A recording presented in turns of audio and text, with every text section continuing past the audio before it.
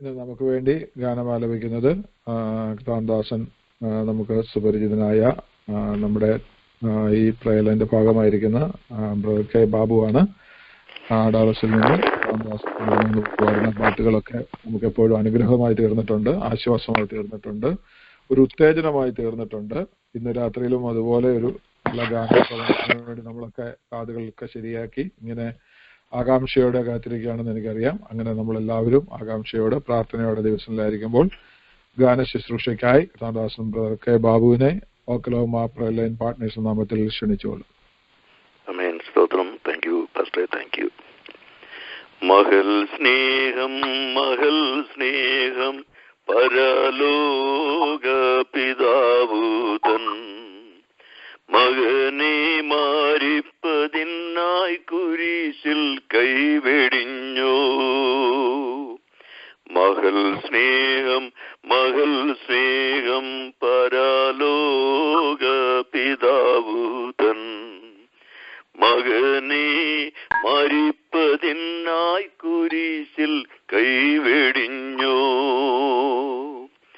മകനെ മാരിപ്പതിനായി മകനെ മാരിപ്പതിനായി മകനെ മാരിപ്പതിനായി കുരിശിൽ കൈവെടിഞ്ഞോ.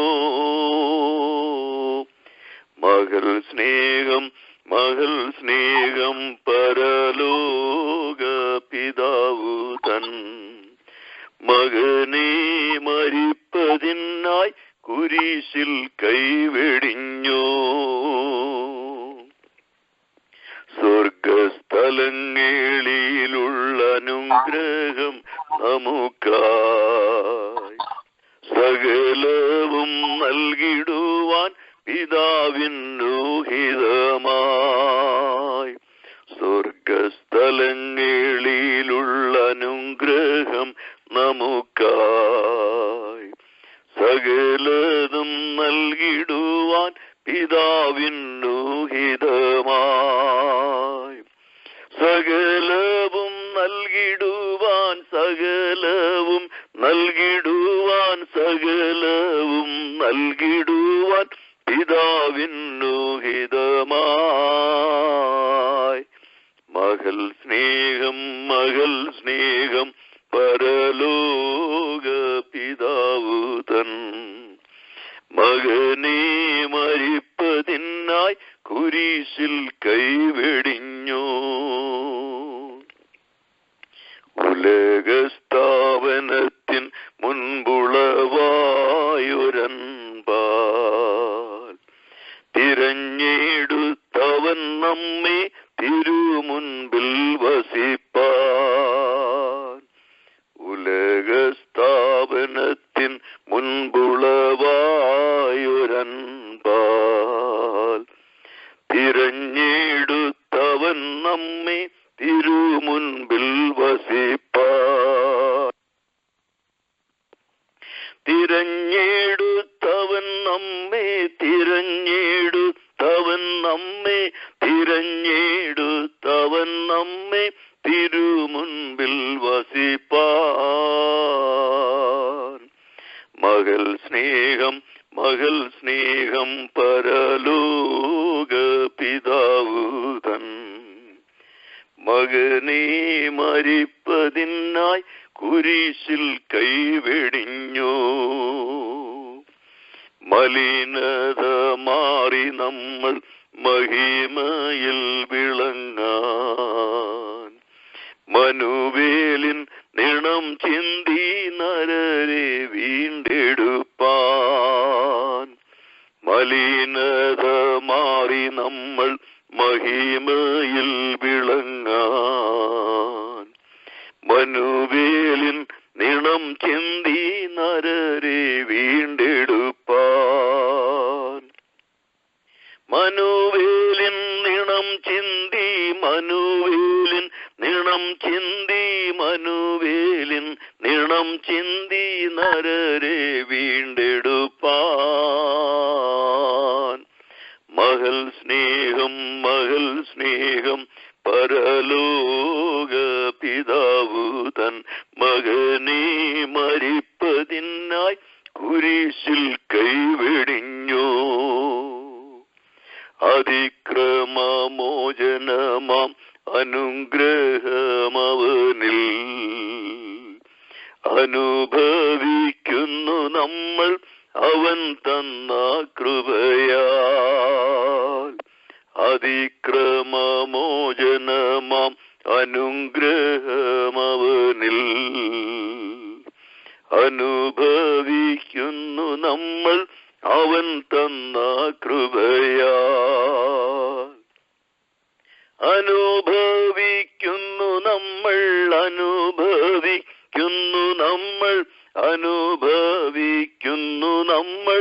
അവൻ തന്ന കൃപയാൽ.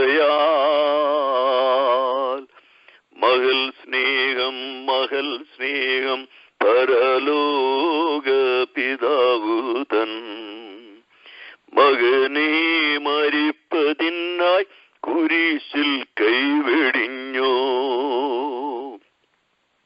മരണത്താൽ മറയാത്ത മകൾ സ്നേഹപ്രഭയാൽ പിരിയാബന്ധമാണിതു യുഗകാലം വരെയും. മരണത്താൽ മറയാത്ത മകൾ സ്നേഹപ്രഭയാൽ പിരിയാബന്ധമാണിതു യുഗകാലം വരെയും. പിരിയാബന്ധമാണിതു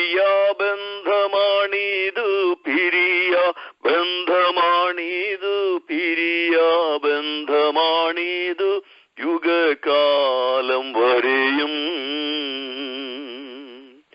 മകൾ സ്നേഹം പരലോക പിതാവു തൻ മകനെ മാരിപ്പതിനായി കുരിശിൽ കൈവെടിഞ്ഞു. മകൾ സ്നേഹം പരലോക പിതാവു തൻ മകനെ മരിപ്പതിനായി കുരിശിൽ കൈവെടിഞ്ഞു. ആമേൻ. സ്തോത്രം. Thank you.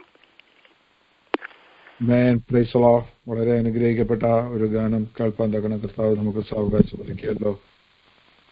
മകൾ സ്നേഹം, കർത്താവ് നമ്മുടെ മേൽ ചൊരിഞ്ഞ സ്നേഹം കൊണ്ടാണല്ലോ നമ്മൾ ഈ നന്മകളൊക്കെ അനുഭവിക്കുന്നത്, നമ്മൾ ഈ അനുഗ്രഹങ്ങളൊക്കെ അനുഭവിക്കുന്നത്. നമ്മുടെ കർത്താവിന്റെ കൃപയാലാണ്. അത് ഓർക്കുവാൻ ഒരു പ്രാവശ്യം കൂടി ആ ഗാനത്തിലൂടെ നമ്മളെ ഉദ്ബോധിപ്പിച്ചു. അത് നമുക്ക് ചിന്തിപ്പാൻ കർത്താവ് സഹായിക്കട്ടെ. ആ ചിന്തയുള്ളവരായി, ആ ഓർമ്മയുള്ളവരായി, കർത്താവിന്റെ സ്നേഹത്തിൽ വസിക്കുന്നവരായി, കർത്താവിനോട് സ്നേഹം പ്രകടിപ്പിക്കുന്നവരായി ഒരു ദിവസങ്ങളിൽ ജീവിപ്പാൻ കർത്താവ് നമ്മളെ സഹായിക്കുമാറാകട്ടെ. അല്പസമയം നിങ്ങളുമായിട്ട് ഒരു ചെറിയ ചിന്ത പങ്കിടുവാൻ ഞാൻ ആഗ്രഹിക്കുന്നു. അതിന് മുമ്പായിട്ട് ഞങ്ങളുടെ ഒരു ടെസ്റ്റിമണി പറഞ്ഞിട്ട് ഒരു പ്രാർത്ഥന മുന്നോട്ട് പോകാം. ഞങ്ങൾക്ക് വേണ്ടി, ഞങ്ങളുടെ പൈതങ്ങൾക്ക് വേണ്ടി നിങ്ങൾ ആത്മാർത്ഥതയോടെ പ്രാർത്ഥിക്കുന്നുണ്ട്. പലപ്പോഴും ഞാനും ഇവിടെ ജെസിയോട് പറയാറുണ്ട്, നമ്മൾ പ്രാർത്ഥിക്കുന്നതിനേക്കാൾ ആത്മാർത്ഥതയോടുകൂടി പ്രിയപ്പെട്ടവർ നമ്മുടെ പൈതങ്ങൾക്ക് വേണ്ടി, നമ്മുടെ കുടുംബത്തിന് വേണ്ടി പ്രാർത്ഥിക്കുന്നുണ്ടെന്ന്. അത്രമാത്രം ആത്മാർത്ഥത ആ വിഷയത്തിൽ നിങ്ങൾ പുലർത്തുന്നത് ഓർത്തുകൊണ്ട് ഞാൻ ദൈവത്തെ സ്തുതിക്കുന്നു. ദൈവം കർത്താവ് നിങ്ങൾക്ക് ധാരാളമായി പ്രതിഫലം തരുമാറാകട്ടെ. എല്ലായിടത്തും എല്ലാവരും ക്ഷമത്തോടെ ആയിരിക്കുന്നു. ഞങ്ങളുടെ മകൾ ക്രിസ്റ്റീന കഴിഞ്ഞ 40 ദിവസം ദൈവസന്നിധിയിൽ ഉപവാസത്തോടും പ്രാർത്ഥനയോടുകൂടി ആയിരിക്കാൻ കർത്താവ് പ്രിയ പൈതലിനെ സഹായിച്ചു. ഒക്ടോബർ മാസത്തിൽ പൈതലിങ്ങനെ ചില ദിവസങ്ങൾ ഉപവസിക്കാറ്, ചില വർഷങ്ങളായിട്ട് 3-4 വർഷമായിട്ട് അങ്ങനെ ചെയ്യാറുണ്ട്. എന്നാൽ അത് ആദ്യം ചില ദിവസം ഒരാഴ്ച, പിന്നെ അത് വർദ്ധിച്ചു. സാധാരണ കഴിഞ്ഞ വർഷം ഓൾമോസ്റ്റ് ഒരു എൻ്റയർ മന്ത് ഓഫ് ഒക്ടോബർ ഉപവസിക്കാൻ കർത്താവ് കൃപ നൽകി. എന്നാൽ ഈ വർഷം അത് 40 ദിവസമാക്കി. 15-ാം തീയതിയാണ് ഉപവാസം തീർന്നത്.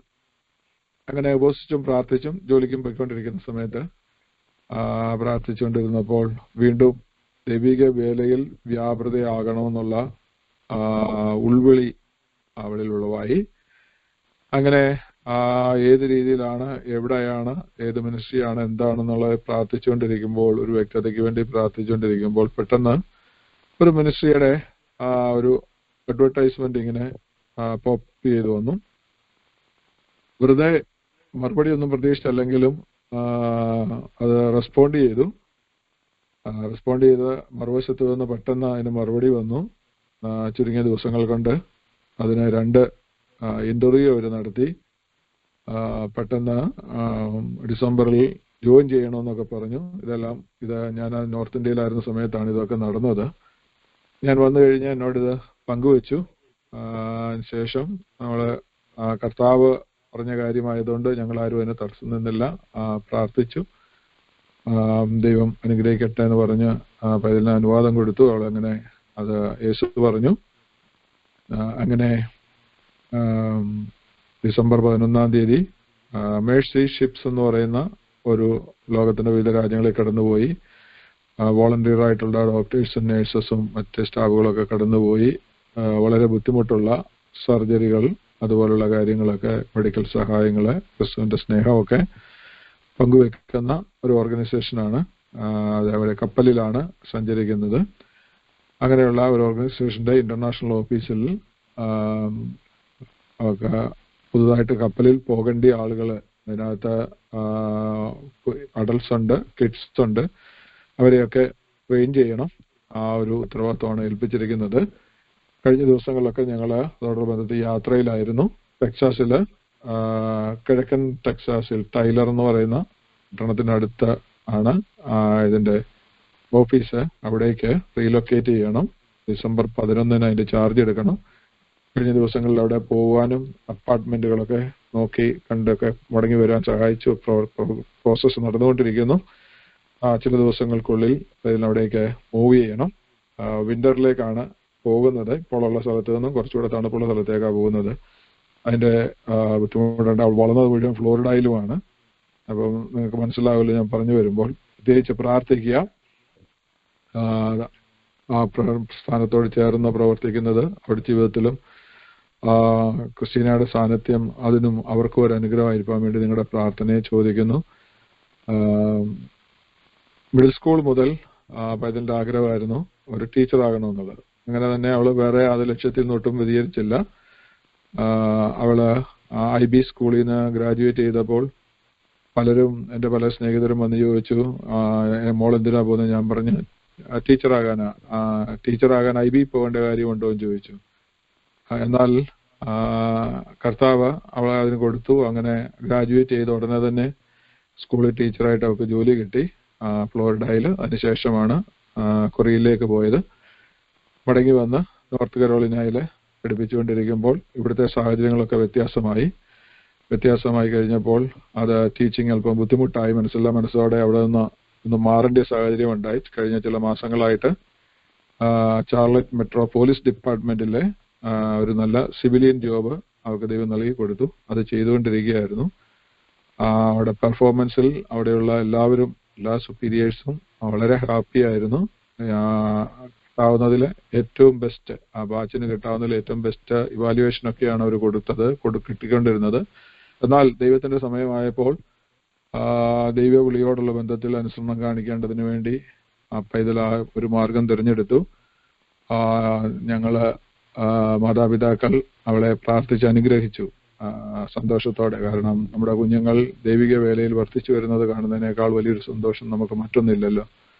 അതുകൊണ്ട് അങ്ങനെ ആ തീരുമാനത്തിൽ പൈതലായിരിക്കുന്നു. പ്രത്യേകിച്ച് നിങ്ങളുടെ പ്രാർത്ഥന തുടർന്നും പൈതലിനുണ്ടായിരിക്കണം എന്ന് അപേക്ഷിക്കുന്നു. കഴിഞ്ഞ നാളുകളിൽ പ്രാർത്ഥിച്ച എല്ലാവർക്കും ഒരിക്കൽ കൂടി നന്ദി പറയുന്നു. നമ്മള് ഒരു താങ്ക്സ് ഗിവിംഗ് വീക്കിലേക്ക് വന്നിരിക്കുകയാണല്ലോ. താങ്ക്സ് ഗിവിംഗിന്റെ ചരിത്രങ്ങളൊക്കെ നമുക്കറിയാം. ഞാൻ ആ ഭാഗത്തേക്ക് ഒന്നും കിടക്കുന്നില്ല. എന്നാൽ നമ്മള് ഈ രാജ്യം നന്ദി കരയേറ്റുന്ന സമയമുണ്ട്. നമ്മുടെ ജീവിതത്തിൽ നമ്മളെപ്പോഴും നന്ദിയുള്ളവരായിരിക്കണം എന്ന് നമ്മൾ ആഗ്രഹിക്കുന്ന ഒരു കൂട്ടം ജനങ്ങളാണ്. അപ്പോൾ അതോടുള്ള ബന്ധത്തിൽ ഒരു ചെറിയ ചിന്ത നിങ്ങളുമായിട്ട് പങ്കുവെക്കുവാനാണ് ഞാൻ ആഗ്രഹിക്കുന്നത്. വളരെ പരിചിതമായ വേദഭാഗത്തു നിന്നാണ് വായിക്കുന്നത്. സങ്കീർത്തനങ്ങൾ 95-ന്റെ 1-2 വാക്യങ്ങൾ ഞാനിവിടെ വായിക്കുന്നു. 95-ാം സങ്കീർത്തനത്തിന്റെ 1-2 വാക്യങ്ങൾ. വരുവീൻ, നാം യഹോവയ്ക്ക് ഉല്ലസിച്ച് ഘോഷിക്കുക, നമ്മുടെ രക്ഷയുടെ പാറയ്ക്ക് ആർപ്പിടുക. നാം സ്തോത്രത്തോടെ അവന്റെ സന്നിധി ചെല്ലുക, സങ്കീർത്തനങ്ങളോടെ അവന് ഘോഷിക്കുക. ഇതൊരു സാം ഓഫ് താങ്ക്സ് ഗിവിംഗ് ആണ്. ഇത് നന്ദി സൂചകമായ ഒരു സങ്കീർത്തന ഭാഗമാണെന്നുള്ളത് നമുക്ക് കാണുവാൻ കാണാൻ കഴിയുന്നു. കാരണം ഇവിടെ നമ്മളോട് പറയുന്നത് വരുവീൻ നമ്മ ഉല്ലസിച്ചു ഘോഷിക്കണം, അല്ലേ? നമ്മുടെ രക്ഷയുടെ പാറയ്ക്ക് ആർപ്പിടണം. അപ്പോൾ ഈ സങ്കീർത്തന ഭാഗത്തേക്ക് ഞാൻ വരുന്നതിന് മുമ്പ് ഈ 11 വാക്യങ്ങൾ മാത്രമുള്ള ഈ സങ്കീർത്തനം വളരെ ശക്തമായിട്ട് നമ്മളോട് ആവശ്യപ്പെടുന്ന ചില കാര്യങ്ങളുണ്ട്, അല്ലെങ്കിൽ അത് നമ്മളോട് ചൂണ്ടിക്കാണിക്കുന്ന ചില കാര്യങ്ങളുണ്ട്. അതൊന്ന് സൂചിപ്പിച്ചിട്ട് ഞാൻ ആ ഭാഗത്തേക്ക് മടങ്ങി വരാം. ഇത് ഒന്നാമത്തെ 1ഉം 2ഉം വാക്യങ്ങളിൽ നമ്മൾ കാണുന്നത് എന്ത് ചെയ്യണം? ദൈവത്തെ സ്തുതിക്കുകയും ആരാധിക്കുകയും ചെയ്യേണ്ടതിന് വേണ്ടിയുള്ള ഒരു പ്രബോധനമായിട്ടാണ് നമുക്ക് കാണുന്നത്. ഒരു exhortation to praise and worship God. അതാണ് നമുക്ക് ആദ്യമായിട്ട് കാണുവാൻ കഴിയുന്നത് 95-ാം സങ്കീർത്തനത്തിന്റെ 1-2 വാക്യങ്ങളിൽ. രണ്ടാമത്തെ ഭാഗം നമുക്ക് കാണുന്നത് 3 മുതൽ 7 വരെയുള്ള വാക്യങ്ങളിൽ നമുക്ക് കാണുവാൻ കഴിയുന്നത് എന്തുകൊണ്ട് നമ്മൾ അങ്ങനെ സ്തുതിക്കണം. മനസ്സിലായോ? ആരാധിക്കുന്നുണ്ട്, സ്തുതിക്കുന്നുണ്ട്, എന്തുകൊണ്ട് നമ്മൾ അങ്ങനെ സ്തുതിക്കണം? കാരണം ഇവിടെ പറഞ്ഞിരിക്കുന്നത് ആർത്ത് ഘോഷിക്കണം, ഉല്ലസിക്കണം എന്നൊക്കെയല്ലേ. സാധാരണ സ്തുതിയേക്കാൾ അല്പം കൂടെ കടന്ന പദപ്രയോഗങ്ങളാണ് നമുക്ക് അവിടെ കാണുവാൻ കഴിയുന്നത്. അപ്പോൾ അതാണ് നമുക്ക് reasons for offering such a praise. അതാണ് നമുക്ക് 3 മുതൽ 7 വരെയുള്ള വാക്യങ്ങളിൽ കാണുന്നത്. അതിനകത്ത് നിന്ന് നമ്മൾ നോക്കുമ്പോൾ നമുക്ക് ആ കാരണങ്ങൾ കാണുവാൻ കഴിയുന്നു. ഒന്നാമത്തെ കാര്യം, നമ്മുടെ ദൈവം വലിയ ദൈവമാണ്. നമ്മുടെ ദൈവം വലിയ ദൈവമാണ്. 3-ാമത്തെ വാക്യത്തിൽ നമുക്കത് കാണുവാൻ കഴിയുന്നു. യഹോവ മഹാദൈവമല്ലോ എന്നാണ് 3-ാം വാക്യം നമ്മളെ സൂചിപ്പിക്കുന്നത്. അടുത്തത് 4-5 വാക്യങ്ങളിൽ നമുക്ക് കാണുവാൻ കഴിയുന്നത് കർത്താവ് എല്ലാറ്റിനെയും സൃഷ്ടിച്ചു, എല്ലാം അവന്റെ നിയന്ത്രണത്തിലാണ്. അപ്പൊ എല്ലാറ്റിനെയും സൃഷ്ടിച്ച സകലത്തെയും നിയന്ത്രിക്കുന്ന ഒരു ദൈവമാണ് നമ്മുടെ ദൈവം. അതുകൊണ്ട് നമ്മൾ അതുപോലെ സ്തുതിക്കണം എന്ന് നമുക്ക് കാണുവാൻ കഴിയുന്നു. ഭൂമിയുടെ അധോഭാഗങ്ങൾ അവന്റെ കയ്യിലായിരിക്കുന്നു, പർവ്വതങ്ങളുടെ ശിഖരങ്ങളും അവനുള്ളവ. അപ്പം അധോഭാഗങ്ങൾ തൊട്ട് ഉയർന്ന പർവ്വതങ്ങളുടെ ശിഖരങ്ങൾ വരെയുള്ള ഭാഗങ്ങളെല്ലാം കർത്താവിന്റെ കരങ്ങളിലാണ് എന്നുള്ളത് നമുക്ക് അവിടെ കാണുവാൻ കഴിയുന്നു. 6-ാമത്തെ വാക്യത്തിലേക്ക് വരുമ്പോൾ നമുക്ക് കാണുവാൻ കഴിയുന്നു, അവൻ മറ്റുള്ളതിനെയെല്ലാം ഉണ്ടാക്കിയെന്നല്ല, അവൻ നമ്മളെ കൂടെ സൃഷ്ടിച്ച ദൈവമാണ്, അല്ലെ? അപ്പൊ ദൈവം എന്ത് ചെയ്തു? ഹീസ് അവർ മേക്കറൂടെയാണെന്നുള്ളത് നമുക്ക് കാണുവാൻ കഴിയുന്നു. ഇനി 7-ാം വാക്യത്തിലേക്ക് വരുമ്പോൾ നമുക്ക് കാണുവാൻ കഴിയുന്നത് അവിടെ ദൈവം എന്ത് ചെയ്തു? അവൻ നമ്മുടെ ദൈവവും നാം അവൻ മേയ്ക്കുന്ന ആടുകൾ എന്നവിടെ പറഞ്ഞിരിക്കുന്നത്, അല്ലെ? അപ്പം ദൈവവും കർത്താവും, നാം സ്തുതിക്കുന്ന കർത്താവും നമ്മളുമായിട്ടൊരു ബന്ധമുണ്ടെന്നുള്ളത് നമുക്ക് കാണുവാൻ കഴിയുന്നു. അതുകൊണ്ട് നമ്മൾ എന്ത് ചെയ്യണം? സ്തുതിക്കണം. അപ്പൊ ഒന്ന്, നമ്മൾ എന്ത് ചെയ്യണം? നമ്മള് ദൈവത്തെ സ്തുതിക്കേണ്ടത് ദൈവം മഹാദൈവമായതുകൊണ്ട് സ്തുതിക്കണം. 2, സകലത്തെയും അവൻ നിർമ്മിക്കുകയും സൃഷ്ടിക്കുകയും സകലത്തെയും അവൻ നിയന്ത്രിക്കുകയും ചെയ്യുന്നത് കൊണ്ട് നാം ദൈവത്തെ ഉറക്കെ സ്തുതിക്കണം. 3-ാമത്, അവൻ നമ്മുടെ മേക്കർ ആയതുകൊണ്ട്, അവൻ നമ്മളെ കൂടെ സൃഷ്ടിച്ച്, സകലതിനെ സൃഷ്ടിച്ച ശേഷം നമ്മെ സൃഷ്ടിച്ച ദൈവമായോണ്ട് നാം സ്തുതിക്കണം. 4-ാമത്തെ കാര്യം, നാം എന്ത് ചെയ്യണം? അവൻ നമ്മുടെ ദൈവവും നാം അവന്റെ കൈക്കലെ ആടുകളുമാണ്. എന്ന് പറഞ്ഞാൽ നാമും ദൈവവുമായിട്ട് ഒരു ബന്ധമാണ്, നാം അവന്റെ ആളുകളാണ് എന്നുള്ളത് കൊണ്ട് നാം ദൈവത്തെ സ്തുതിക്കണമെന്ന് നമുക്ക് കാണുവാൻ കഴിയുന്നു. ഇനി 7 മുതൽ 11 വരെയുള്ള വാക്യങ്ങൾ, 8 മുതൽ 11 വരെയുള്ള വാക്യങ്ങളിലേക്ക് നമ്മൾ നോക്കുമ്പോൾ നമുക്ക് അവിടുത്തെ പല കാര്യങ്ങൾ ഒരു എക്സാമ്പിളൂടെ പറഞ്ഞിട്ടാണ്, ഒരു മുന്നറിയിപ്പോടുകൂടി പറഞ്ഞിട്ടാണ് നമുക്ക് കാണുവാൻ കഴിയുന്നത്. ഇതുവരെ ദൈവത്തെ സ്തുതിക്കേണ്ടത് എങ്ങനെയെന്ന് പറഞ്ഞു വന്നിട്ട് ഇപ്പോൾ നമുക്കവിടെ ഒരു മുന്നറിയിപ്പാണ് കാണുവാൻ കഴിയുന്നത്. ദൈവത്തെ എങ്ങനെ സ്തുതിക്കണം, അല്ലെങ്കിൽ എന്തുകൊണ്ട് സ്തുതിക്കണം, അല്ലെങ്കിൽ സ്തുതിക്കാതിരുന്നാൽ എന്ത് സംഭവിക്കും എന്നുള്ളതിന്റെ 1-2 കാര്യങ്ങൾ നമുക്കവിടെ കാണുവാൻ കഴിയുന്നത്. എന്തുകൊണ്ട് നമ്മൾ ദൈവത്തെ സ്തുതിച്ചിറങ്ങിയ ഒരു ജനമാണ്, അല്ലെ? ഇസ്രായേൽ ജനത്തെ സംബന്ധിച്ച് നോക്കുമ്പോൾ ചോരത്തളികയും പെസകയും ആചരിച്ച് ഇറങ്ങി തിരിച്ച് ചെങ്കടൽ വിഭാഗിച്ച് ഇറങ്ങി വന്നു. ചെങ്കടലിന്റെ ഇങ്ങേ കരയിൽ വന്നപ്പോൾ തമ്പുരുവും കൈത്താളങ്ങളും എല്ലാം എടുത്ത് പാട്ടുപാടി നൃത്തം ചെയ്ത് ദൈവത്തെ സ്തുതിച്ചവരാ, അല്ലെ? മിർയാമിന്റെ നേതൃത്വത്തിൽ സഹോദരിമാര് പാട്ടിന് നേതൃത്വം കൊടുത്തു. അവിടെയുള്ള എല്ലാ ജനങ്ങളും ഒരുമിച്ച് ദൈവത്തെ പാടി സ്തുതിച്ചു. അവർ നൃത്തം ചെയ്ത് ദൈവത്തെ സ്തുതിച്ചവരാ. അങ്ങനെയാണ് അവരുടെ യാത്ര തുടങ്ങിയത്. എന്നാൽ പിന്നീടുള്ള വാക്യങ്ങൾ നമ്മൾ വായിക്കുമ്പോൾ നമുക്ക് കാണുവാൻ കഴിയുന്നത്, മരുഭൂമിയിൽ വെച്ച് അവർക്ക് ബുദ്ധിമുട്ടുകളുണ്ടായി, യാത്രയുടെ നടുവിൽ അവർക്ക് പ്രയാസങ്ങളുണ്ടായി, പ്രതിബന്ധങ്ങളുണ്ടായി, ആഹാരമില്ലാത്ത അവസ്ഥകളുണ്ടായി, കുടിക്കാൻ ജലമില്ലാത്ത അവസ്ഥയുണ്ടായി എന്നൊക്കെ ഉള്ളത് ശരിയായിരിക്കുമ്പോൾ തന്നെ നമുക്ക് കാണുവാൻ തക്കണം കഴിയുന്നത് അവര് ദൈവം അവർക്ക് വേണ്ടി അത്ഭുതങ്ങളെ ചെയ്തു. മന്ന പൊഴിപ്പിച്ചില്ലേ, പാറയിൽ നിന്ന് വെള്ളം പുറപ്പെടുവിച്ചില്ലേ, പല കാര്യങ്ങളും ദൈവം അവർക്ക് വേണ്ടി ചെയ്തു. അവരുടെ മേൽ കടന്നു വന്ന ശത്രുക്കളുടെ മേൽ അവർക്ക് ഭീതി ഉളവാക്കി, അവരെ ശത്രുക്കൾ ആരും ഉപദ്രവിക്കാതെ വണ്ണം അതിനകത്തൂടെ നടത്തിയ ദൈവം എന്ത് ചെയ്തു നമുക്ക് കാണുവാൻ തക്കണം കഴിയുന്നത്. 40 വർഷം അവർ നടത്തിയെങ്കിലും അവർക്ക് എവിടെ ഒരു അവസരം കിട്ടിയോ, ദൈവത്തെ സ്തുതിക്കുവാൻ അല്ലെങ്കിൽ ദൈവത്തോട് പ്രാർത്ഥിക്കാൻ ഒരവസരം കിട്ടിയപ്പോൾ അതിനുവേണ്ടി ഉപയോഗിക്കാതെ ആ അവസരങ്ങൾ മുഴുവൻ അവര് പിറുപിറുക്കാൻ വേണ്ടി ഉപയോഗിച്ചു എന്ന് നമുക്ക് കാണുവാൻ തക്കണം കഴിയുന്നു. പഴയ നിയമത്തിലൂടെ നമ്മൾ വായിക്കുമ്പോൾ പുറപ്പാട് പുസ്തകവും സംഖ്യാ പുസ്തകങ്ങളും ആവർത്തനത്തിലും ഒക്കെ ആയിട്ട് നമുക്കത് കാണുവാൻ തക്കണം കഴിയുന്നു. അപ്പൊ നമ്മൾ വായിക്കുമ്പോൾ നമുക്കത് മനസ്സിലാക്കുന്നത് അവർക്ക് ലഭിച്ച അവസരങ്ങൾ അവർ ദൈവസന്നിധിയിൽ മുട്ടിപ്പായി പ്രാർത്ഥിക്കുകയോ ദൈവത്തെ അത് ലഭിച്ചപ്പോൾ നന്ദി പറയുകയോ ചെയ്യേണ്ടതിന് പകരം അവരെന്ത് ചെയ്തു, അവര് പിറുപിറുത്തു എന്ന് നമുക്ക് കാണുവാൻ തക്കണം കഴിയുന്നു. അതുകൊണ്ട് എന്ത് ചെയ്തു, അവർക്ക് വലിയ നഷ്ടമുണ്ടായി, അനേകരും മരിപ്പാനിടയായി തീർന്നു എന്ന് നമുക്ക് കാണുന്നു. അതുകൊണ്ട് നമ്മൾ വായിക്കുന്നത് ഒടുവിലത്തെ വാക്യങ്ങൾ, ആ സങ്കീർത്തനത്തിന്റെ ഒടുവിലത്തെ ഭാഗത്തേക്ക് വരുമ്പോൾ നമുക്ക് കാണുവാൻ തക്കണം കഴിയുന്നത് ആ ജനത്തോട് എന്ത് ചെയ്തു, ആ ജനത്തോട് ദൈവത്തിന് നീരസമുണ്ടായി. വളരെ താല്പര്യപ്പെട്ട് ഇറക്കിക്കൊണ്ടുവന്ന ഒരു ജനസമൂഹമാ, ദൈവത്തോട് ചേർന്ന് നിൽക്കേണ്ടവരാ, ദൈവം അവർക്ക് വേണ്ടി അത്ഭുതങ്ങളുടെ പരമ്പര ചെയ്ത് കൊണ്ടുവന്നതാ. പക്ഷെങ്കിൽ അവർക്ക് അതിനകത്ത് നിലനിൽപ്പാൻ കഴിയാതെ പോയത് കൊണ്ട് എന്ത് ചെയ്തു, ദൈവത്തിന് അവരോട് നീരസമുണ്ടായി എന്ന് നമുക്ക് കാണുവാൻ തക്കണം കഴിയുന്നു.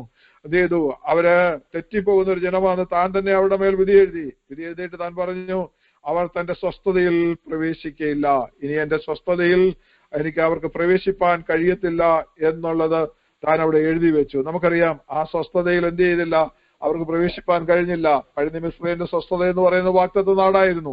അവിടെ ചെന്ന് അവരുടെ ഗോത്രത്തിനുള്ള ഓഹരി, അവരുടെ കുലത്തിനുള്ള ഓഹരി, അവരുടെ കുടുംബത്തിന് ആ വ്യക്തികൾക്കുള്ള ഓഹരികൾ പ്രാപിച്ചുകൊണ്ട് ആ വാഗ്ദത്ത നാട്ടിൽ വസിക്കേണ്ട ആളുകൾ നല്ലൊരു പങ്ക് അവിടെ മൺമറഞ്ഞു, മരുഭൂമിയിൽ അവരടക്കപ്പെട്ടു എന്ന് നമുക്ക് കാണുവാൻ തക്കണം കഴിയുന്നു.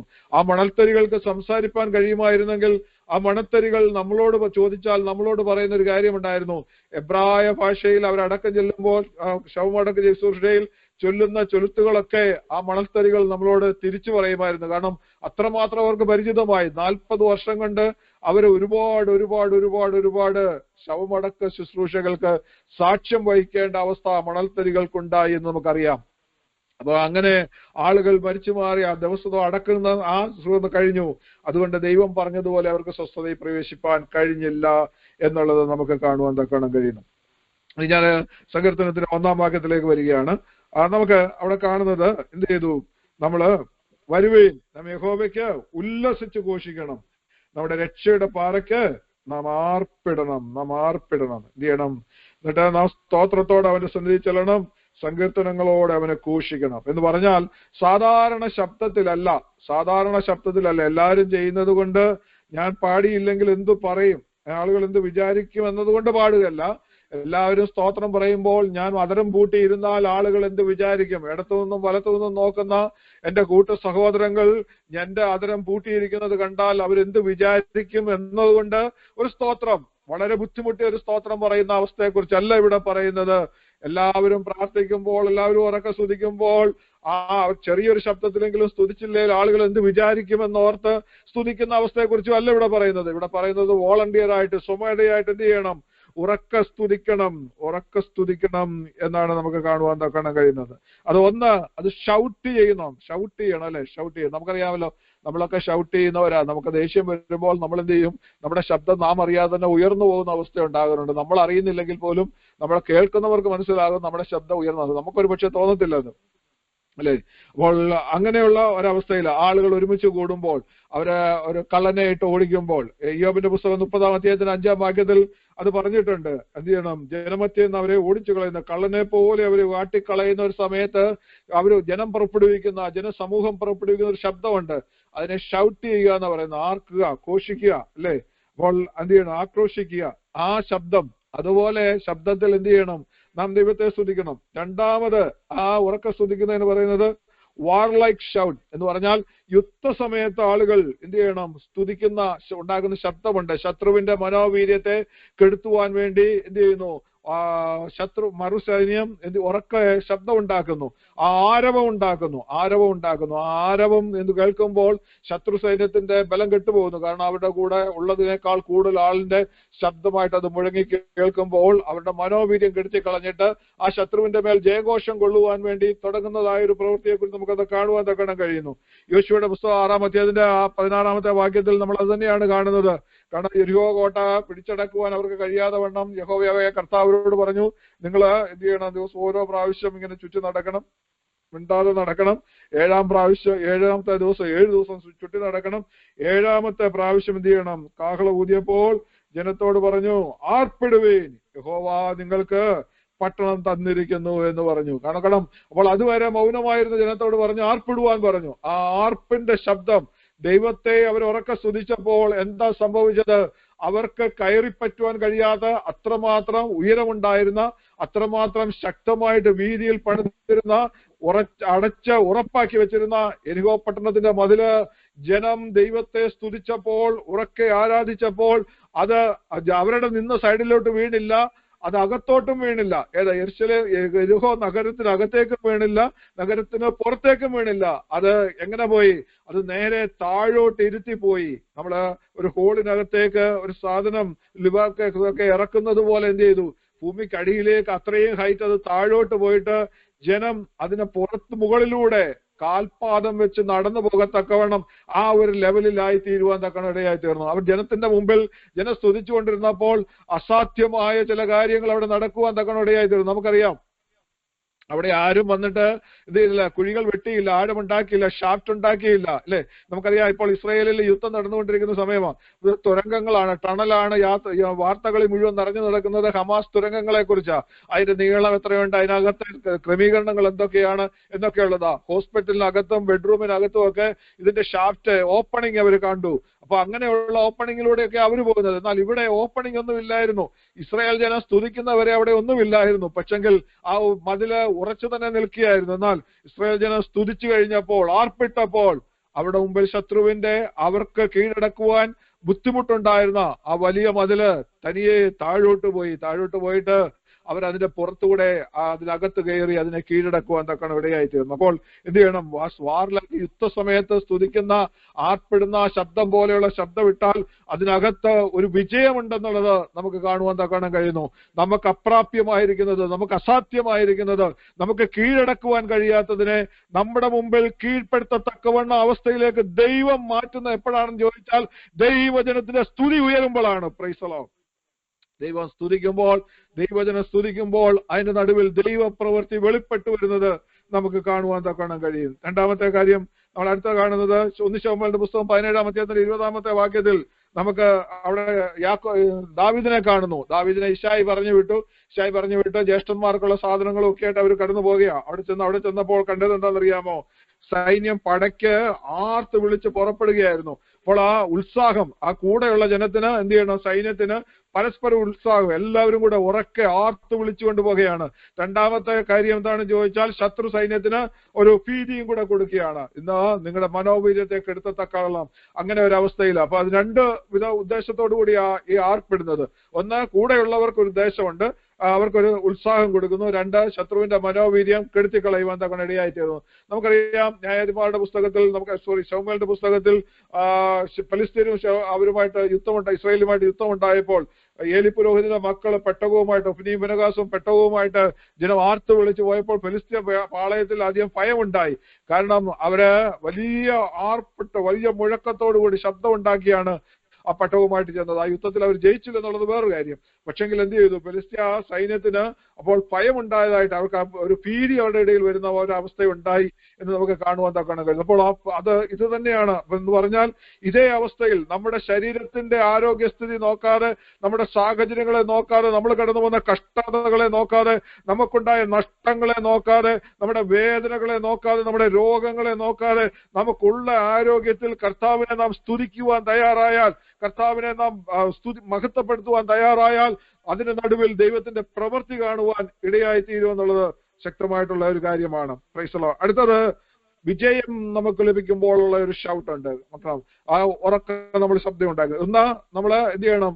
നമ്മളത് ഉറക്ക ദൈവത്തെ സ്തുതിക്കണം. 2, യുദ്ധത്തിന് പുറപ്പെടുന്നവർ പുറപ്പെടുവിക്കുന്ന ശബ്ദം പോലെയുള്ള ശബ്ദത്തിൽ അത്രയും സന്തോഷത്തോടെ ആർപ്പോടെ നമ്മൾ സ്തുതിക്കണം. 3-ാമത്തെ കാര്യം, നമ്മൾ ജയിച്ചു മുന്നേറുന്ന ആളുകൾ, ജയപേരി മുഴക്കുന്ന ആളുകളെ പോലെ നമ്മൾ എന്ത് ചെയ്യണം? നമ്മള് ദൈവത്തെ സ്തുതിക്കുവാൻ തക്കവണ്ണം ഇടയായി തീരണം. അങ്ങനെ വരുമ്പോൾ ദൈവത്തിന്റെ പ്രവൃത്തി നമുക്ക് കാണുവാൻ തക്കണം കഴിയും. ഇത് മറ്റുള്ളവർ മുഴക്കിയാലും നമ്മുടെ ശത്രു നമ്മുടെ മേലെ നോക്കിക്കൊണ്ട് ഈ ജയപേരി മുഴക്കിയാൽ ദൈവത്തിന്റെ പ്രവൃത്തി നമ്മുടെ മേലുണ്ടാകും, ദൈവത്തിന്റെ ശക്തി നമ്മുടെ മേൽ വരുമെന്ന് ശിംശോന്റെ അവസ്ഥയിൽ നിന്ന് നമുക്ക് കാണുവാൻ തക്കണം കഴിയുന്നു. ന്യായാധിപന്മാരുടെ പുസ്തകം 15-ാം അധ്യായത്തിന്റെ 14-ാമത്തെ വാക്യത്തിൽ വരുമ്പോൾ അവിടെ നമ്മളിങ്ങനെ കാണുന്നു, അവൻ ലേഹിയിൽ എത്തിയപ്പോൾ ഫിലിസ്ത്യർ അവനെ കണ്ടിട്ട് ആർത്തു. അപ്പോൾ യഹോവയുടെ ആത്മാവ് അവന്റെ മേൽ വന്നു. അവന്റെ കൈ കെട്ടിയിരുന്ന കയർ തീ കൊണ്ട് കരിഞ്ഞ ചണനൂൽ പോലെയായി, അവന്റെ ബന്ധനങ്ങൾ കൈമേൽ നിന്ന് ദ്രവിച്ചുപോയി. നിങ്ങൾ ഈ വാക്ക് ശ്രദ്ധിക്കണം, നോക്കണം. ശത്രുക്കളെ, ശിംശോനെ പുതിയ കയർ കൊണ്ട് കെട്ടിയിട്ട് എന്ത് ചെയ്തു? അവരെല്ലാം കൂടെ ആർപ്പ് വിളിച്ചു. കാരണം ഇതിനകം ഈ കത്തഴിക്കാൻ അവനെ കൊണ്ട് കഴിയത്തില്ല, എത്ര ശക്തി, നമുക്ക് ഇവനെ കിട്ടിപ്പോയി എന്ന് പറഞ്ഞുകൊണ്ട് വളരെ സന്തോഷത്തോടെ അവര് ജയപേരി മുഴക്കുന്ന ശബ്ദത്തോടെ ആർത്ത് വിളിച്ചപ്പോൾ മറുവശത്ത് എന്താ സംഭവിച്ചത്? ദൈവത്തിന്റെ ആത്മാവ് ശിംശോന്റെ മേൽ വന്നു.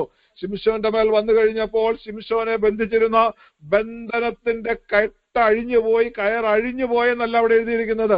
ആ വാക്കുകൾ നിങ്ങൾ പ്രത്യേകം ശ്രദ്ധിക്കണം. അഴിഞ്ഞു പോയാൽ എന്താണ് സാധ്യത? അഴിഞ്ഞു പോയാൽ അതിനെ കൊണ്ട് വീണ്ടും ബന്ധിക്കുവാൻ സാധ്യതയുണ്ട്. ആ കയറെടുത്ത് വീണ്ടും ബന്ധിക്കുവാൻ സാധ്യതയുള്ളത് കൊണ്ട് ദൈവം അങ്ങനെയല്ല അവിടെ ചെയ്തത്. എന്ത് ചെയ്തു? അത് തീ കൊണ്ട് കരിഞ്ഞു പോകുന്ന അവസ്ഥയിൽ അത് ദ്രവിച്ചു പോയി എന്ന് പറഞ്ഞാൽ ആ പൊടിയായിട്ട് പോയി. ഒരു കയറെടുത്ത് തീയിൽ വെച്ചാൽ അത് ഉരുകി മാറുന്നത് പോലെ, എരിഞ്ഞു തീരുന്നത് പോലെ, അത് കയറിന് ഒന്നിനും കൊള്ളാത്ത അവസ്ഥയിൽ, കയറെന്ന് പോലും വിളിക്കാൻ ഒക്കാത്ത അവസ്ഥയിൽ, അതിന്റെ ഷേപ്പ് പോലും മാറിയ ഒരവസ്ഥയിലേക്ക് ആയിത്തീരുവാൻ ഇടയായി തീർന്നു. അവന്റെ ബന്ധനങ്ങൾ അഴിഞ്ഞു മാറുവാൻ ഇടയായി തീർന്നു. അങ്ങനെയെങ്കിൽ ഇന്ന് രാത്രിയിൽ എന്നെ കേൾക്കുന്ന ദൈവജനത്തോട് ദൈവത്തിന്റെ പരിശുദ്ധാത്മാവ് കൈമാറുവാനുള്ള ദൂതിതാണ്. നമ്മുടെ നോക്കിക്കൊണ്ട്, നമ്മുടെ കഷ്ടതകളെ നോക്കിക്കൊണ്ട്, നമ്മുടെ വേദനകളെ നോക്കിക്കൊണ്ട്, നമ്മുടെ രോഗങ്ങളെ നോക്കിക്കൊണ്ട്, നമ്മുടെ അവസ്ഥകളെ നോക്കിക്കൊണ്ട് ശത്രു ജയപേരി മുഴക്കുന്ന നിമിഷത്തിൽ ഞാനും നിങ്ങളും ദൈവത്തിൽ ആശ്രയിച്ചു കഴിഞ്ഞാൽ, നമ്മുടെ മേൽ ദൈവത്തിന്റെ ശക്തി വന്നു കഴിയുമ്പോൾ ശത്രു കെട്ടിയ കെട്ടുകളെ അഴിക്കുക എന്നാണ് ദൈവം ചെയ്യുന്നത്. ഇനി അവന് കെട്ടുവാൻ കഴിയാത്തവണ്ണം ആ ബന്ധനങ്ങളെ അറുത്തു മാറ്റുന്ന, ബന്ധനങ്ങളെ ദ്രവിപ്പിച്ചു കളയുന്ന, തീ കൊണ്ട് ഉരുകിക്കുന്ന പോലെ ഉരുക്കി മാറ്റുവാൻ കഴിയുന്ന ഒരു ദൈവത്തെയാണ് ഞാനും നിങ്ങൾ സേവിക്കുന്നെന്നുള്ളത് ഈ രാത്രിയിൽ നാം മറന്നു പോകരുത്. അവന് നമ്മുടെ ബന്ധനങ്ങളെ അഴിക്കുവാൻ തക്കണ ഇടയായി തീരും. നാം ഒന്നും ചെയ്യേണ്ട. ശത്രു ജയപേരി മുഴക്കുമ്പോൾ ആ ജയപേരിയുടെ മുമ്പിൽ നമ്മൾ പതറുകയല്ല ചെയ്യേണ്ടത്, നമ്മൾ ക്ഷീണിക്കുകയല്ല ചെയ്യേണ്ടത്, നമ്മൾ മടുത്തു പോകുകയല്ല, നമ്മൾ പീരിപ്പെട്ടു പോകുകയല്ല ചെയ്യേണ്ടത്, ഭയപ്പെട്ടു പോകുകയല്ല ചെയ്യേണ്ടത്. പിന്നെ നമ്മൾ എന്ത് ചെയ്യണം? നമ്മൾ ദൈവത്തിൽ ആശ്രയിപ്പാൻ തക്കണ ഇടയായി തീർന്നാൽ ദൈവത്തിന്റെ പ്രവൃത്തി നമ്മളിലൂടെ വെളിപ്പെടുന്നത് നമുക്ക് കാണുവാൻ ഇടയായി തീരും.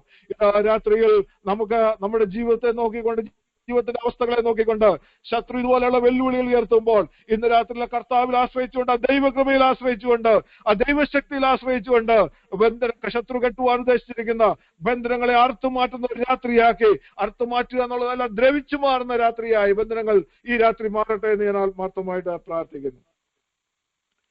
അടുത്തത് നമുക്ക് കാണാൻ കഴിയുന്നത്, രണ്ടവസ്ഥയിലും എന്ത് ചെയ്യണം?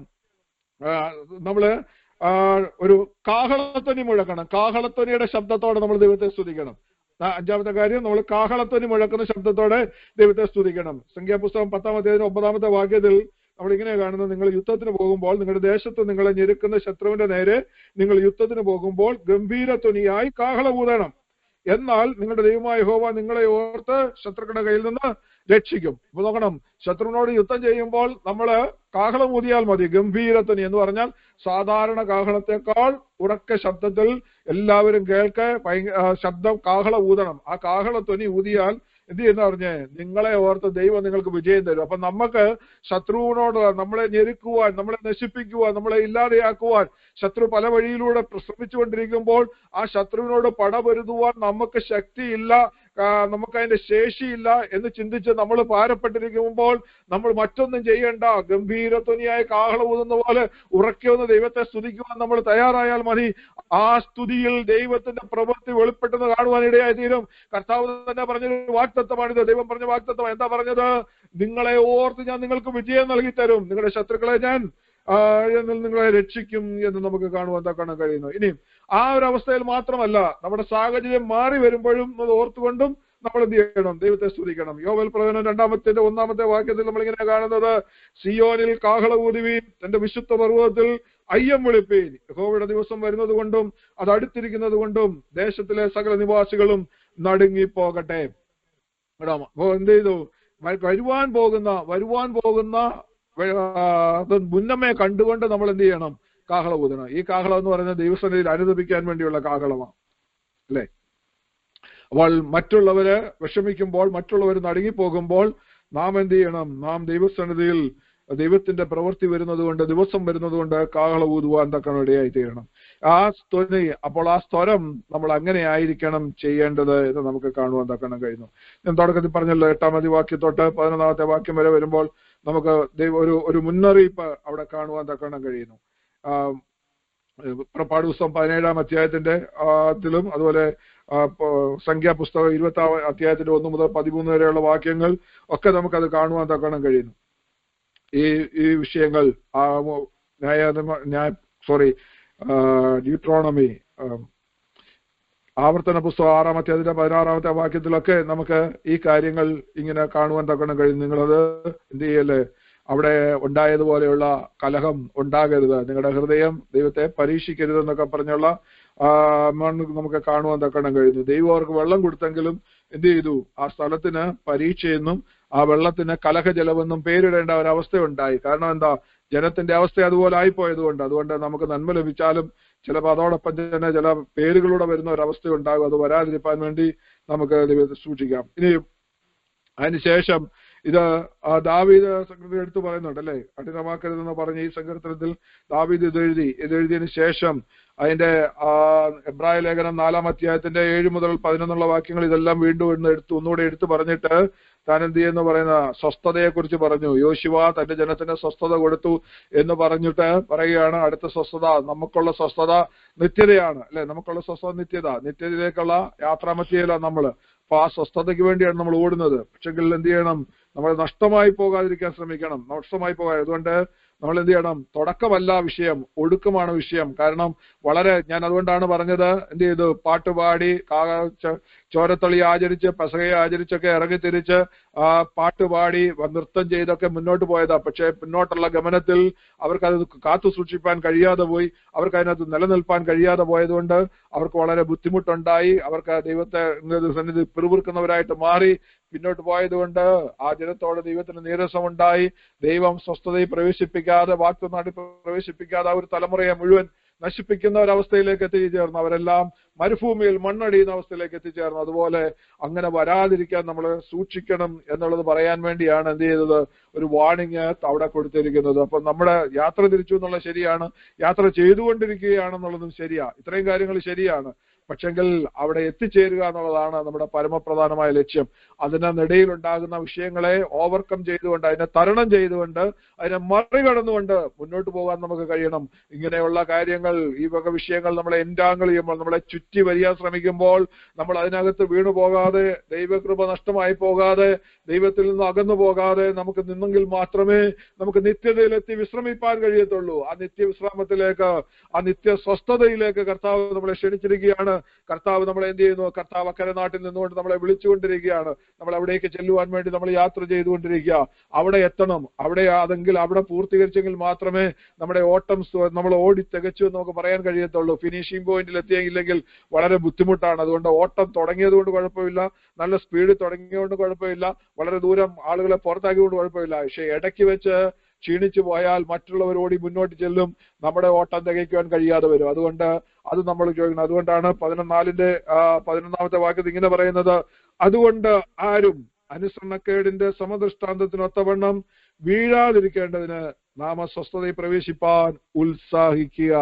അപ്പൊ നമുക്ക് ചെയ്യാനുള്ള ഇത്രയേ ഉള്ളൂ. ആ സ്വസ്ഥതയിൽ പ്രവേശിപ്പാൻ ഉത്സാഹിക്കണം. വഴിമധ്യേ പട്ടുപോകാതിരിക്കുവാൻ, വഴിമധ്യേ വീണു പോകാതിരിക്കാൻ, വഴിമധ്യേ നഷ്ടമായി പോകാതിരിക്കാൻ നമുക്ക് ഉത്സാഹിക്കാം. അതിനായിട്ട് കർത്താവ് നമ്മളെ സഹായിക്കട്ടെ. നമ്മൾ ആ നിത്യത കർത്താവ് ഇരിക്കട്ടെ.